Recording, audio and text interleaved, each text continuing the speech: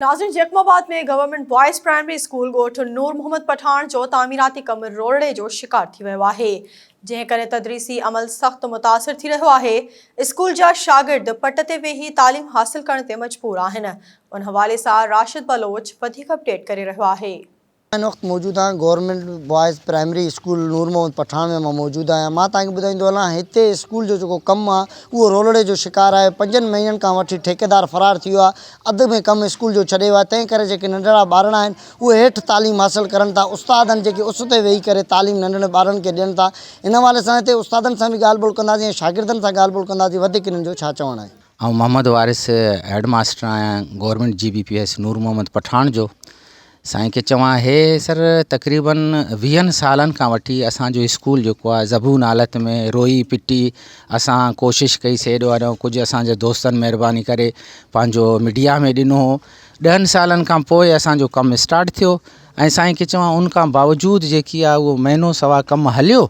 हुन खां बाद कमु सफ़ा रुकिजी वियो आहे। इन्हनि सां गॾु ॿिया बि स्कूल पाड़े में आहिनि, उहा फाइनल थी विया आहिनि। ठेकेदार खे चऊं था पिया, ठेकेदार थो चए त साईं मूंखे जेकी आहे सिर्फ़ु 5 लख मिलिया आहिनि, उन 5 लख में जो कुझु मां कमु कयो आहे अॻिते पैसा न आहिनि। जीअं पैसा मिलंदा असांजा ॿार जेकी आहे उस ते वेही असां पढ़ाऊं था पिया। कुर्सियूं असांजा उहा बि भॻल आहिनि। रोज़ु अचूं था पिया, ॻोठाणा महिरबानी इहा कनि था पिया, कुर्सियूं भञनि था पिया। 2-3 बेंचूं असां पंहिंजे ऑफिसर्स खे बि काफ़ी अपील कई आहे, अची विज़िट बि कयो अथऊं, पर का रद्द अमल नथो निकिरे। असां इन जे बारे में त बार बार पंहिंजे डिपार्टमेंट खे बि चयो आहे त बाबा असांजे हिते हालत ॾिसो था, असां वटि वेहण जो हंधु न आहे, लिहाज़ा महिरबानी करे जेतिरो जल्दी इहो स्कूल ठही सघे इहो ठाराए ॾियो। लेकिन उन खां बाद बावजूद जेको आहे न थिए कुझु बि नथो।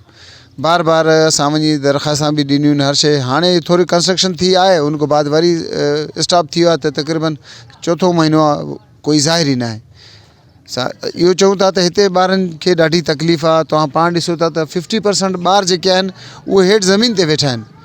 2-3 बेंच आहिनि, मजबूरी ते असां तहत उन्हनि खे जेको आहे उन बेंचनि ते विहारूं था। जॻह न आहे, लैट्रिन बाथरूम पाणी जी का सहूलियत न आहे, बिजली न आहे, का सहूलियत न आहे। त हाणे अॻिते गर्मियुनि में मज़ीद जेको आहे इहो कीअं इहो स्कूल हलंदो? बिस्मिल्लाहिर्रहमानिर्रहीम। मेरा नाम काशिफ है। हम इधर 5 साल से पढ़ रहे हैं। ये स्कूल हम लोग टूटा हुआ है। हम इधर बाहर बैठते हैं, नीचे भी बैठते हैं, तालीम हासिल करते। हमारा स्कूल गिरा हुआ है। हम बोलता है ये बहुत महीनों और स्कूल का काम बंद हो गया। हमारे ना पानी है, सारा दीवार गिरा हुआ है। इधर आते हैं, खेलते हैं, हमें सहूलत नहीं है, ना पानी है, ना सर के लिए कुर्सी है, ना हमें कुर्सी है।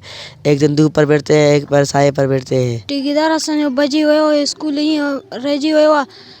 महिरबानी कयो, असांजो स्कूल ठाहियो, असां धूप ते वेठा आहियूं।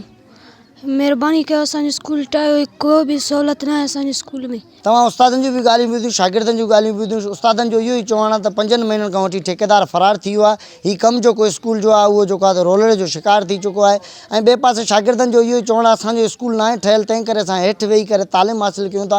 हिननि जे तालीम जे वज़ीर खां ऐं जेको आहे सिंध सरकार खां घुर कयो आहे ख़ुदारा हिन स्कूल जो कमु जेको आहे त मुकमल करे असांखे ॾिनो वञे, जीअं असांजी मुश्किलातुनि में कमी अची सघे।